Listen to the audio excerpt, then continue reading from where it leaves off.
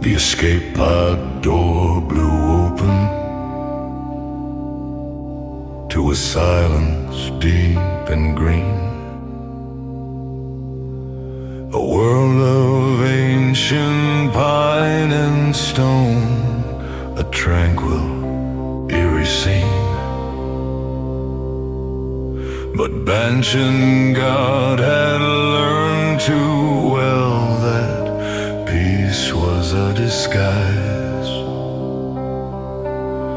He felt the weight of watching eyes beneath the forest skies. The master sword, now his sole friend, felt heavy in his grip, as from the lake's dark memory a nightmare began to drip.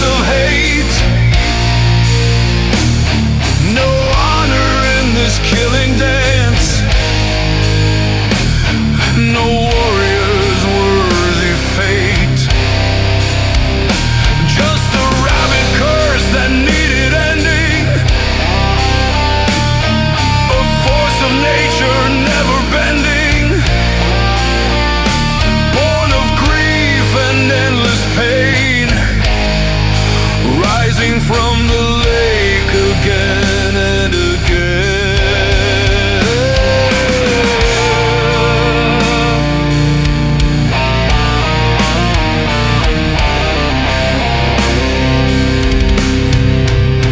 They fought with simple, brutal blows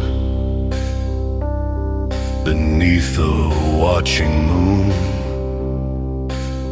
The master sword grew dim, but it called to him. A whisper in his mind, a voice he'd known so long. This is what I was made for. Let me right this wrong. He drove the blade into the curse, through grief and endless night. It blazed one final time, a sacrificial light. Then flickered, faded, guttered out the light he'd carried through so many wars, breathed out its final sigh, a soft goodbye. The master sword cooled and let go. Jason fell silent, the curse was broken, the lake returned to still. Banchengard stood alone, the weight of loss upon his will. He looked down at the silent blade, cold iron, gray and dead. The whip was gone, the shotgun dust, and now the sword had fled.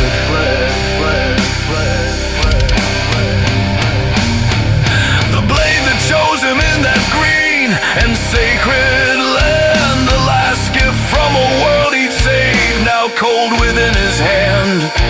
3 weapons from 3 different worlds, 3 anchors to his past, 3 friends who'd seen him through the fire, now silent at last, but each had called to him in need, each chose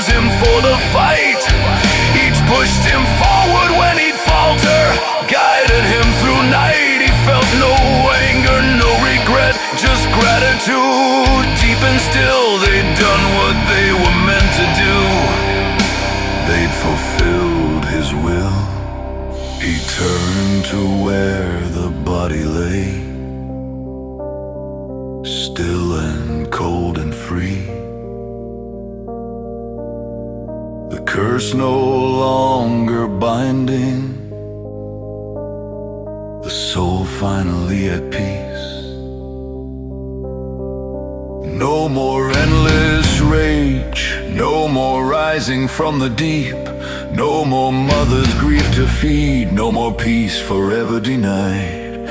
He gathered Jason in his arms, the weight of solemn grace, and waded out into the cold, to that dark and waiting place.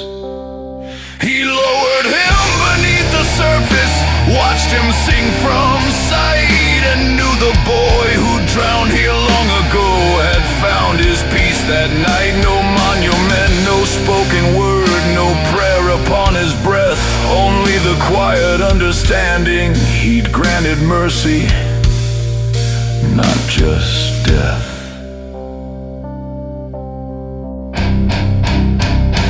For half a breath, just silence, and the sun's first gentle ray. A moment he thought he had found his way.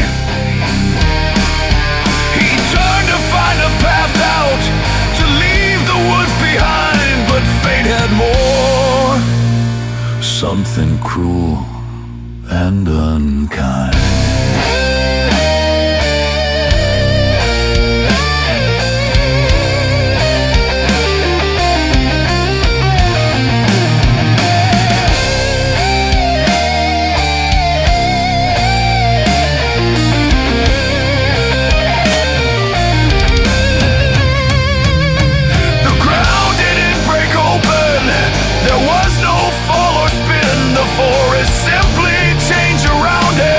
Walls closing in, one moment smelling pine and earth, the next of mold and dust, in a maze of yellow madness